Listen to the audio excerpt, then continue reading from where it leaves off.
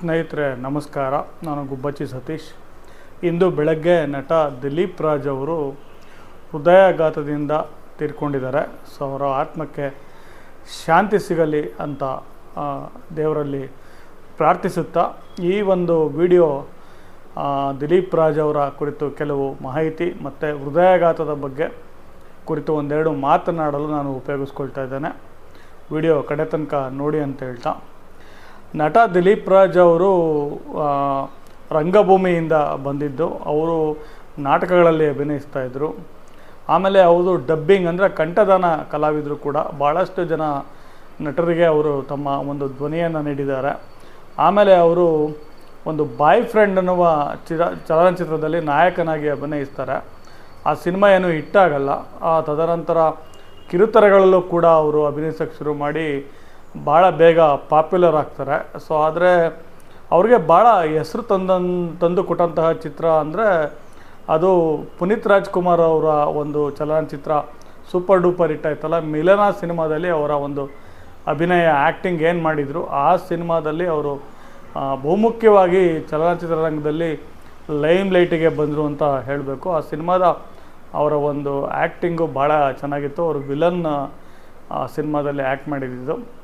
ಆಮೇಲೆ ಅವರು ಬೇರೆ ಬೇರೆ ಸೀರಿಯಲ್ಗಳಲ್ಲಿ ಸೀರಿಯಲ್ ಪರ್ವ ಕಿರುತೆರೆ ಅನ್ನೋದು ನಾವು ನೋಡ್ಕೊಂಡು ಬಂದಂಗೆ ಭಾಳ ವಿಜೃಂಭಿಸಿದ ಕಾಲ. ಇವತ್ತಿಗೂ ಕೂಡ ಸಾಕಷ್ಟು ಜನ ಸೀರಿಯಲ್ಗಳಲ್ಲಿ ನೋಡ್ತಾನೆ ಇರ್ತಾರೆ. ಸೊ ಅವರು ಭಾಳ ಫೇಮಸ್ ಆಗಿದ್ದರು. ಆಮೇಲೆ ಆಗಾಗ ಸಿನಿಮಾಗಳಲ್ಲೂ ಕೂಡ ಅಭಿನಯಿಸಿದರು. ಅಷ್ಟೇನು ಅವರ ಸಿನಿಮಾಗಳು ಅಷ್ಟು ಗಮನ ಸೆಳೀಲಿಲ್ಲ. ಇತ್ತೀಚೆಗೆ ಅವರು ಒಂದು ಸಿನಿಮಾ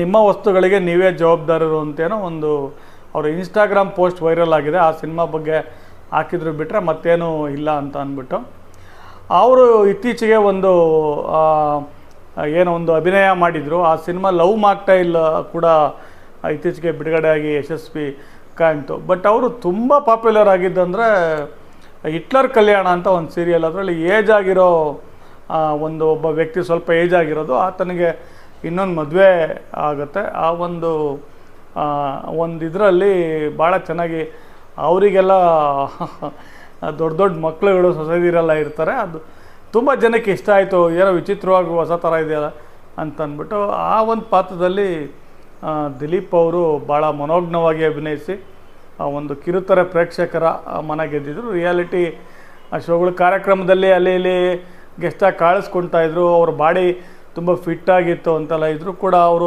47 ವರ್ಷ ಅಂತ.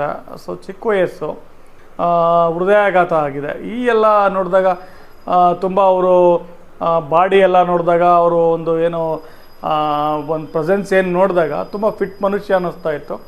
ಯಾಕೆ ಹೀಗಾಗತ್ತೆ ಅಂತಂದರೆ ಏನಾದರೂ ಸಣ್ಣ ಪುಟ್ಟ ಹೆಲ್ತ್ ಇಶ್ಯೂಸ್ ಬಂದಾಗ್ಲೂ ಕೂಡ ಸಾಕಷ್ಟು ಜನ ಹೋಗಿ ಡಾಕ್ಟ್ರುಗಳ ಹತ್ರ ತೋರಿಸ್ಕೊಳ್ಳಲ್ಲ ಬೇಗ. ಅದೊಂದು ಸಮಸ್ಯೆ ನಮ್ಮಲ್ಲಿ. ಏನಾಗುತ್ತೆ ಬಿಡು ಅಂತ ಅದೊಂದು. ಆಮೇಲೆ ವಿಪರೀತವಾಗಿ ವರ್ಕೌಟ್ ಮಾಡೋದು ಇನ್ನೊಂದು. ಆಮೇಲೆ ಈ ನನ್ನ ಇದ್ರ ಪ್ರಕಾರ ಮನುಷ್ಯ ಇವತ್ತು ಒಂದು ಹೆಸರು, ದುಡ್ಡು ಇದರಿಂದ ಬಿದ್ದಾಗ ನಿಮಗೆ ಬ್ರೇಕ್ ಅನ್ನೋದೇ ಸಿಗಲ್ಲ. ನೀವತ್ತು ಏನೋ ಬಿಡುವು ಮಾಡಿಕೊಂಡು ಡಾಕ್ಟ್ರ್ ಹತ್ರ ಹೋಗ್ಬೇಕಾ, ಅಯ್ಯೋ ಇವತ್ತಿನ ಶೆಡ್ಯೂಲ್ ಮುಗಿಸ್ಬಿಟ್ಟು ನಾಳೆ ನೋಡೋಣ. ಸೊ ಅಂದರೆ ಪೋಸ್ಟ್ಪೋನ್ ಮಾಡ್ತಾ ಇರ್ತೀವಿ ಅಂತನ್ಸುತ್ತೆ. ಈ ಒಂದಿದು ಇವರು ಬ್ಯುಸಿಯಾಗಿ ಈಗ ಸೀರಿಯಲ್ಗಳಲ್ಲಿ ಅಭಿನಯಿಸಲೇಬೇಕು. ಇವರು ಅಂತಲ್ಲ, ಎಲ್ಲರೂ ಕ್ರಿಕೆಟ್ ಆಡೋರು ಇರ್ಬೋದು, ಚಿಕ್ಕ ವಯಸ್ಸಿಗೆ ಓದೋ ಮಕ್ಕಳುಗಳು, ಎಲ್ಲರಿಗೂ ಹಾರ್ಟ್ ಪ್ರಾಬ್ಲಮ್ ಯಾಕೆ ಆಗ್ತಾಯಿದೆ ಅಂತಂದರೆ ಒಂದು ಸ್ಟ್ರೆಸ್ಫುಲ್ ಜೀವನ, ಒತ್ತಡದ ಜೀವನ ಕಾರಣ ಅಂತಲೇ ಹೇಳಬೇಕಾಗುತ್ತೆ. ಬಟ್ ಆರೋಗ್ಯದ ವಿಷಯಕ್ಕೆ ಬಂದಾಗ ನೀವೆಷ್ಟೇ ಹಣ ಗಳಿಸಿರ್ಬೋದು, ಹೆಸರು ಗಳಿಸಿರ್ಬೋದು, ಅದೇ ಹೃದಯ ಸಮಸ್ಯೆ ಆದರೆ ಅಥವಾ ಇನ್ಯಾವುದೋ ಒಂದು ನಿಮಗೆ ಅನಾರೋಗ್ಯದ ಸಮಸ್ಯೆ ಆದರೆ ಅದು ಸರ್ವೈವ್ ಆಗೋದು ತುಂಬ ಕಷ್ಟ. ಎಷ್ಟೋ ಸರ್ತಿ ಜೀವನನೇ ಮುಗ್ದೋಗ್ಬಿಡುತ್ತೆ, ಬದುಕೇ ಇಲ್ದಂಗೆ ಆಗಿಬಿಡುತ್ತೆ. ಆ ದುರಂತ ಇವತ್ತು ನಟ ದಿಲೀಪ್ ರಾಜ್ ಅವ್ರಿಗೆ ಬಂದಿರೋದು ಒಂದು ದುರಂತ ಅಂತಲೇ ಹೇಳಬೇಕು. ಅವರ ಕುಟುಂಬದವ್ರಿಗೆ, ದಿಲೀಪ್ ರಾಜ್ ಅವರ ಕುಟುಂಬದವ್ರಿಗೆ, ಅವರ ಆತ್ಮಕ್ಕೆ ಏನು ಹೇಳಬೇಕು ಅಂತ ಗೊತ್ತಾಗಲ್ಲ. ಈ ರೀತಿ ಎಲ್ಲ ಒಂದು ಘಟನೆಗಳು ನಡೆದಾಗ ಇನ್ನೂ ಇರಬೇಕಿತ್ತು ಅಂತ ಅನಿಸುತ್ತೆ. ಬಟ್ ಕಳೆದು ಹೋದ ಸಮಯ ಮತ್ತೆ ಬರಲ್ಲ. ಅದಕ್ಕೆ ಎಲ್ಲರೂ ನೀವೇನೇ ಮಾಡಿ ನಿಮ್ಮ ಆರೋಗ್ಯ ಗಮನ ಕೊಡಿ. ಆರೋಗ್ಯ ಇದ್ದರೆ ಎಲ್ಲ ಇದ್ದಂಗೆ, ಏನಾದರೂ ಮಾಡ್ಬೋದು ನಿಮ್ಮ ಜೀವನದಲ್ಲಿ.